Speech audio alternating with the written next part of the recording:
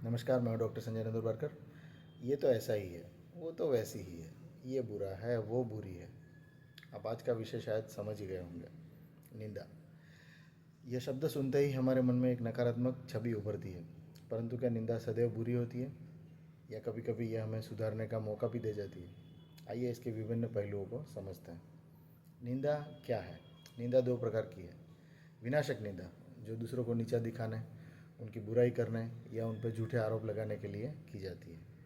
सकारात्मक आलोचना, जो हमारी गलतियों को साझा करके हमें बेहतर बनाने का रास्ता दिखा देती है। समस्या तो तब आती है जब हम इन दोनों के बीच में अंतर भूल जाते हैं।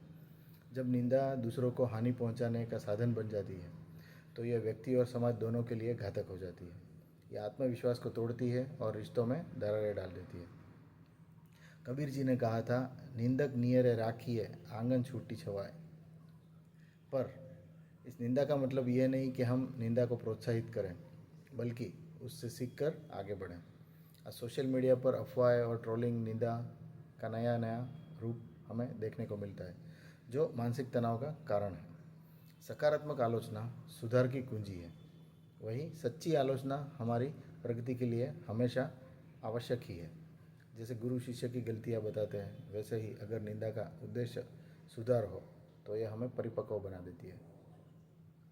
स्वामी विवेकानंद जी ने कहा था, आलोचना से डरो मत, पर उसे सुनकर अंदर जागने का साहस ज़रूर रखो।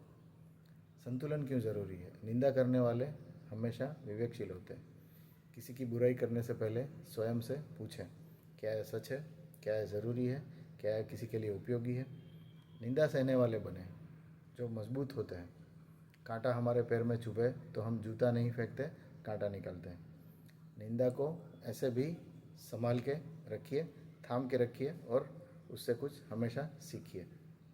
रामायण में भगवान राम को भी अपने जीवन में निंदा झेलनी पड़ी थी। समुद्र पार करने के लिए पुल बनाते समय गिलहरी की मदद का मजाक उड़ाया गया था, लेकिन राम भगवान ने कहा था, हर प्रयास चाहे छोटा हो या बड़ा, वो सम्मान के योग्य है। यही दृष्टिकोण हमें हमेशा जीवन में अपनाना चाहिए। मित्रों, निंदा जीवन का एक सच है, पर हमें यह तय करना है कि हम इसे अपने मन का शोर बनने देते हैं या फिर इसे दर्पण की तरह इस्तेमाल करके हमारी कमियां निखारते हैं। बस आज के लिए इतना ही। Thank you very much. Have a great day ahead.